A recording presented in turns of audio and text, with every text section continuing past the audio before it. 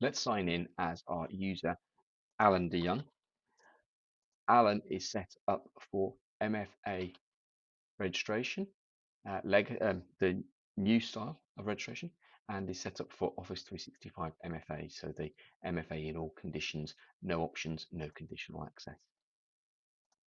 As you can see, we enter the username, we get the branding page, we enter the password, and we get an option saying your organization requires more information. This is the prompt for MFA registration. We do not get the option to defer this. We click next. We go to the My Sign-ins page. This is the new registration wizard loading up. Okay, it's very different in look and feel than the old registration wizard covered in the previous video.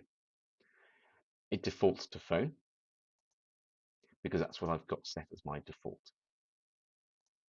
At this time, there's no option to change the default. Okay, so it's set to phone.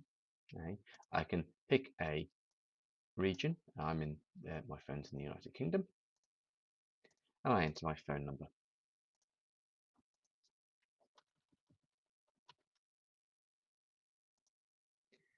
I've asked it to send me a code, and it sends me a 6-digit code to the phone number, which I enter into the wizard. The code is valid for a couple of minutes, and so you'll notice I haven't grayed it out here because it doesn't actually matter that you know what the code was that I got when I recorded the video.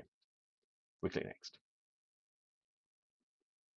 It tells me that SMS is successfully verified. Now I'm running these videos from a trial tenant. The trial tenant does not let me do telephone calls.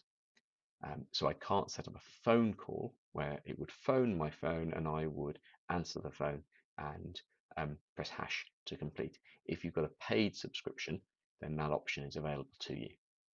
We click next. It says success. I've done my phone sign in. I've got my default one. I've got a phone number set. Done. Okay. I'm asked to say signed in, so I say yes, and then I'm logged in. I've set up my MFA. What I'm going to do now is I'm going to close this browser, reopen it, and when I do that, I'm going to sign back in as the same user and to see the second run experience for that user.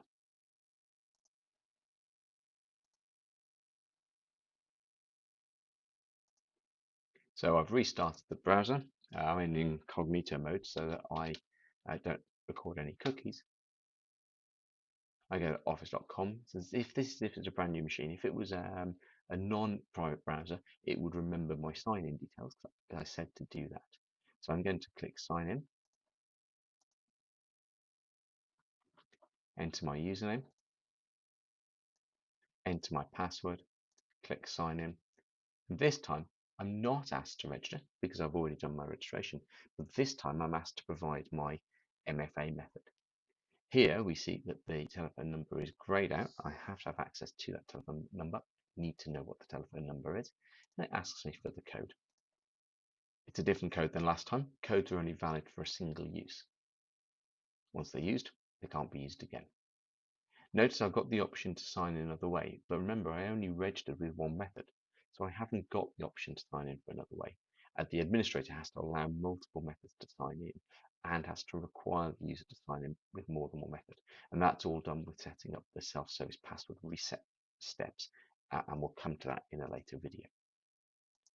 So I verify my code, choose to stay signed in. Again, this is in private browsing incognito session, and so it's not really going to make any difference to me. But from a user perspective, it will keep me signed in and it will keep my MFA valid while I use this browser on this computer. And I was successfully signed in and MFA was done. For example, if I open Word, the app, it's open general notes. I'm not asked for MFA on accessing Word, in this case SharePoint Online, because my login session contains MFA already.